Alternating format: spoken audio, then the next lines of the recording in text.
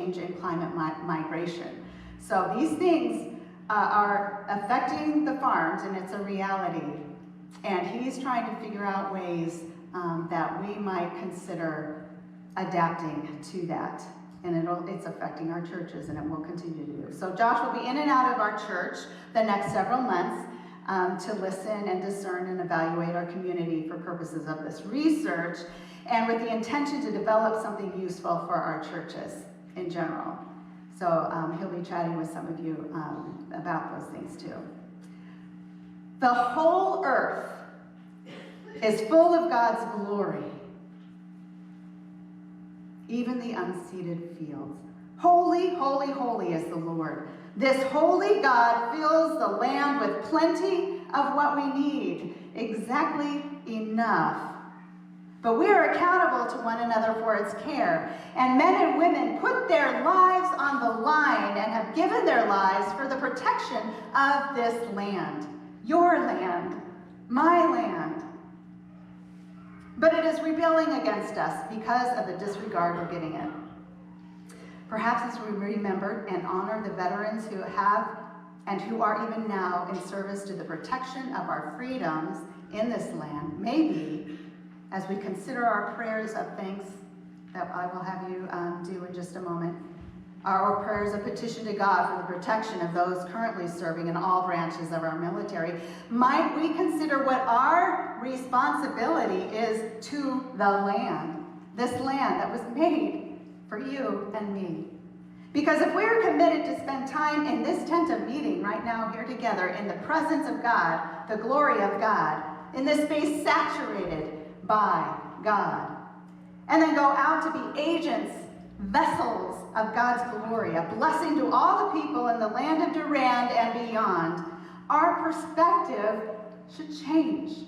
We begin to see the reality of God's glory, the reality of God's presence even more, and our eyes can see more clearly that material things only collect dust and rust. And once we know that the only thing that counts is treasure in heaven, surely we will find a new way to live. My spirit abides among you. Do not fear. I will shake the heavens and the earth and the sea and the dry land. I will shake all the nations, so that the treasure of all nations shall come, the treasure that does not collect dust and rust. And I will fill this house with splendor.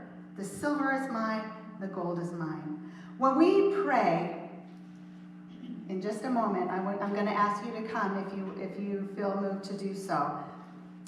Pray that those who are in the military service and see hard and even horrific things, asked to endure extreme operations, that they would know that God is enough to sustain them. And for those who have served and wonder about the effect of their service had, that they would know that in their faithfulness, it was enough for God to be known in the land. And maybe for a young person who is not satisfied with the status quo and the injustice done throughout the world and considering military service, that they would know and that they would be a part of making things right in this world, that this is what he is made for. That she is enough because the one who can shake the heavens and the sea and the dry land owns it all and is more than enough to strengthen him, to equip her to serve. Let's affirm this reality that God will answer and meet our prayers because we continue to meet together here. So I want to ask if you have somebody that you would like to light a candle for, that you would come to either side, and I'll light this candle as well, that we would not fear about what will happen with this church, but that we will, in remembering these people and praying for these people, recognize God's presence in this place and to have faith in the abiding presence of God's glory.